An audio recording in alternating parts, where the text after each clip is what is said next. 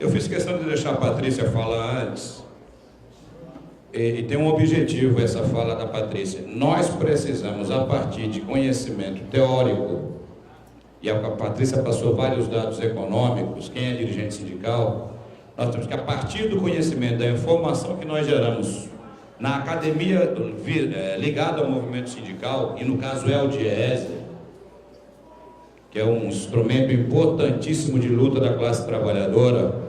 Queria cumprimentar a Patrícia e quero levar esses cumprimentos a todos os companheiros do DIEESE, meu camarada Clemente, que é o nosso coordenador técnico, a nossa presidenta do DIEESE, porque nós temos, gente, que a partir dos conhecimentos adquiridos de conjuntura, de economia, de sociedade, a partir daí construir a lógica da nossa luta. A nossa luta ela não pode ser empírica, ela não pode ser intuitiva, ela precisa ser profissional. Sabe por quê? Porque o inimigo que nós temos, o nosso inimigo é a burguesia, né, Rosana? É o capitalista, é o capitalismo, é altamente preparado para nos enfrentar. E faz isso todos os dias. Se prepara para nos enfrentar com a prerrogativa de nos derrotar. É o que eles querem fazer. Começo dizendo isso claramente para deixar muito determinado o traço de conjuntura e de leitura de sociedade que a CUT tem. Nós vivemos um mundo de disputa de classe social. Nós somos socialistas, os capitalistas são capitalistas. Nós somos a classe trabalhadora e eles são o setor patronal. E nós não somos colaboradores. Nós temos absolutamente divergência e lado. O que interessa em geral para o trabalhador não interessa para o empresário. A CUT é uma central sindical, se constituiu em cima dessa lógica e é nessa lógica que nós formamos toda a nossa política e enfrentamento. Isso não quer dizer que nós não vamos fazer um processo de negociação, de entendimento daquilo que interessa para a classe trabalhadora. Agora, entendimento e negociação que seja favorável para nós. Não que seja pura e simplesmente para justificar o lucro do patrão. Nós temos que fazer esse processo de organização da classe trabalhadora, levar consciência de classe e educação para a classe trabalhadora, sob o ponto de vista de classe, para nos preparar para fazer o enfrentamento contra o patrão. Desse enfrentamento, desse fortalecimento que nós constituímos, na massa, na organização, né? Nas manifestações, é que nós temos uma condição de, a partir daí, ter musculatura e tamanho para estabelecer negociações em vários fóruns, bipartite entre nós e os empresários, tripartite entre nós, os empresários e o governo, porque nós somos interlocutores da classe trabalhadora. Nós não somos ombudsman da sociedade, né? Nós não somos ONG. A CUT é um sindicato, um grande sindicato. Uma central sindical é um grande sindicato. Então, nós não podemos ter o comportamento de olhar a sociedade e ter opinião sobre a sociedade. Nós temos que agir para transformar a sociedade. Para isso você faz interagindo com os atores sociais, inclusive do ponto de vista de estabelecer negociações bipartites, tripartites, que sejam de interesse dos trabalhadores. Mas o corte ideológico nosso, eu digo logo no nosso início, nós somos um lado, o patrão é outro lado, e nós não somos colaborador, nós somos trabalhador. Esse conceito que os patrões procuram incutir em nós, acabando com o conceito de trabalhador para colaborador, do ponto de vista patronal, é inteligentíssimo, que tira o nosso conceito de classe. O sujeito se acha, olha, estamos aqui todos trabalhando nessa empresa ou nessa grande fazenda, né? Nessa grande fazenda e com algum serviço público, e vamos todos colaborar para que o nosso bem comum seja construído. Balela. O sujeito que é detentor do capital, detentor do poder, quer tirar o couro da gente. Inventa essa coisa de colaborador para deixar a gente com o facho baixo, para não fazer o enfrentamento. Mas a CUT está aqui para exatamente não deixar que isso aconteça. Nosso papel é fazer o enfrentamento. Eu tinha preparado uma intervenção de umas 4 horas aqui, mas eu acho que não é... Pelo adiantado da hora não é importante, a Patrícia falou bastante, Eu só quero deixar claro essa questão mais ideológica, passar rapidamente do que eu vejo de conjuntura mundial, muito rapidamente, então no Brasil.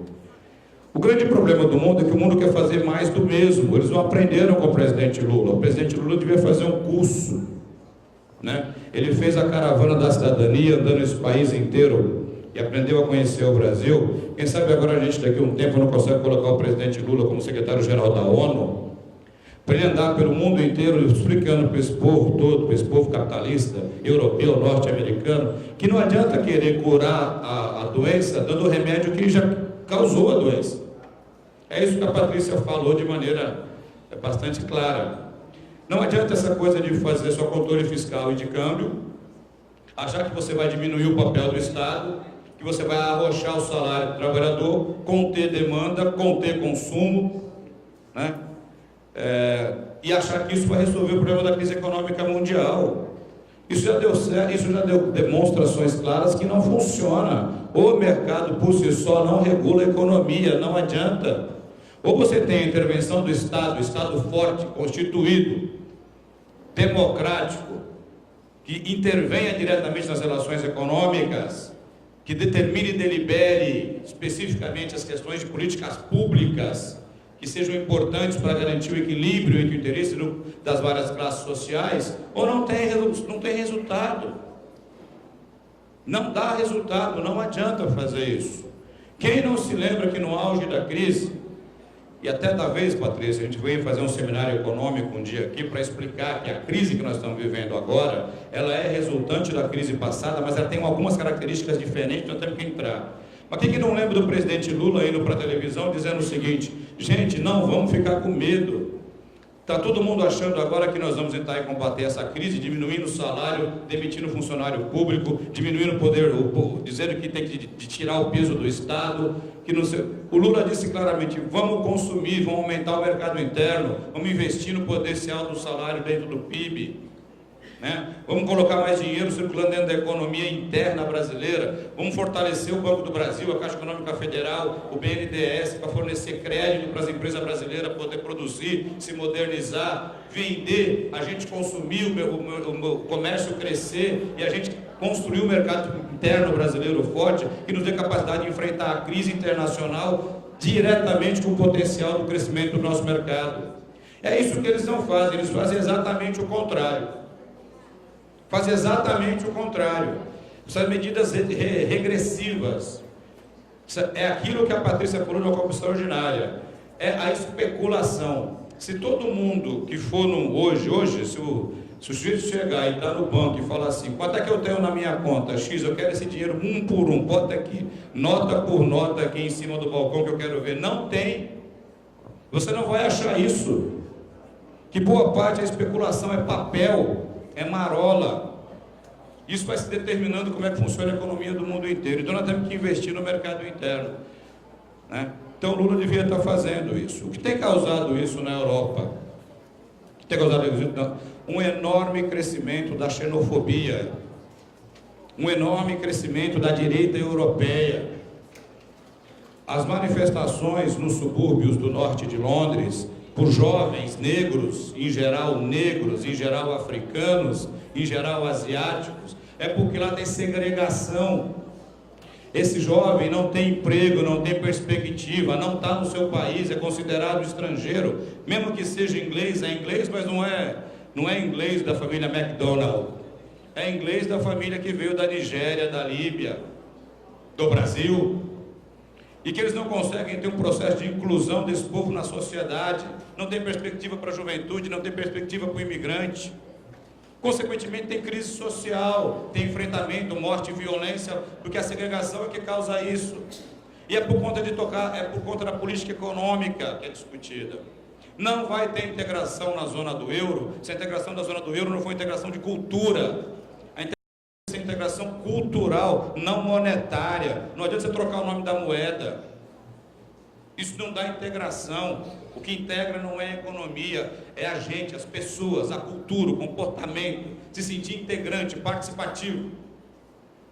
A economia pode ajudar nisso, mas não resolve todos os problemas. É por isso que eles não estão conseguindo fazer a integração na zona do euro. Porque estão fazendo integração econômica, não estão fazendo integração social, cultural, comportamental, de gente, de pessoa. Continua tendo a xenofobia. E perceba que uma coisa importante tem acontecido na Europa, que não é só a direita europeia que tem crescido, a esquerda europeia é absolutamente em crise. Cadê a esquerda europeia? Cadê os grandes partidos socialistas europeus? Quem é que coordena o processo de enfrentamento, de rebeldia da juventude do norte de Londres, de Paris, da França, da Inglaterra? São movimentos independentes. Os partidos políticos de esquerda na Europa morreram, gente. Cadê os grandes partidos que, inclusive, inspiraram a criação dos nossos partidos aqui no Brasil? Como eles dão mais do mesmo, também a esquerda europeia deixou de ser esquerda, virou social-democrata e agora é liberal? E agora já é liberal? Que você não consegue ter uma identidade desses partidos na condução da luta dos trabalhadores. Os trabalhadores não se sentem representados por esse partido. Você coloca o Partido Socialista Francês do poder, tira o Partido Socialista Francês, bota o Partido Liberal e a política é a mesma. Você tira o partido, pega o Partido Socialista Espanhol, tira o Partido Socialista Espanhol, bota o Partido Democrata Cristão Espanhol, a política é a mesma. O que acontece hoje é que a luta dos trabalhadores contra a discriminação, contra a exclusão social e econômica, tem se dado de forma independente, por movimentos independentes. As redes sociais hoje, o movimento nas redes sociais pela juventude é muito mais importante que a organização de partidos políticos. O que causa isso para a sociedade mundial? Devemos refletir sobre isso. Talvez isso chegue no Brasil.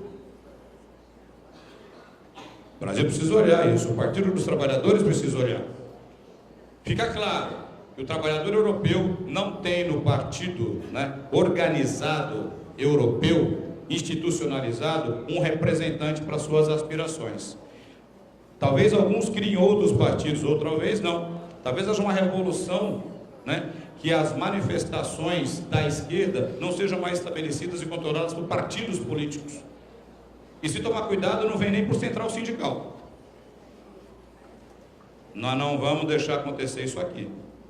Olha o olhar que nós devemos ter para não cometer o equívoco. E é muito que é na juventude. E o Brasil é um país que tem mais juventude que eles. Quando eu vejo aqui a Rosana, que aliás é a nossa secretária nacional de juventude da CUT. Vamos para os Estados Unidos. Não vamos deixar passar desapercebido o que aconteceu na última discussão no Congresso americano por conta da votação da lei do teto do endividamento interno americano. O crescimento desse Tea Party. Às vezes a gente fala umas coisas aqui que parece que não tem nada a ver com a gente, mas tem tudo a ver com a gente.